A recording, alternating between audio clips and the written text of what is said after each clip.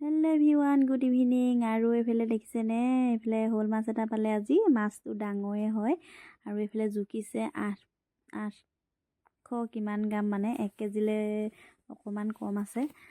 আৰু এইফালে দেখিছেনে, মাছটো ধুনীয়াকৈ মাৰি মেলি চফা কৰিছে। আৰু ঘৰৰে পুখুৰী মাছ। আজি ৰাতি আমাৰ সাজটো হ'ব মাছৰ আঞ্জা। আৰু এইফালে ধুনীয়াকৈ দা চা ধুৱাই লৈছে, যিহেতু একদম শ'ল মাছ হয়। একদম দাখন ধুনীয়াকৈ ধুৱাই মেলি লৈছে। আজি খাম আৰু আমি শ'ল মাছৰ আঞ্জা। আৰু এইফালে ধুনীয়াকৈ নিমখ মাৰি লৈছে, বাকলি গুচাই মেলি দাখনে একদম বিজল পূৰা হেৰিটো চাফা কৰি লৈছে।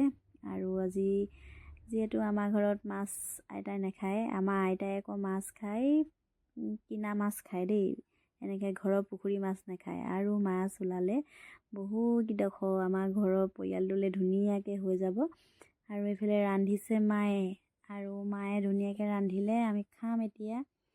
আৰু ভিডিঅ'টো চাই আপোনালোকে কেনেকুৱা পালে জনাব।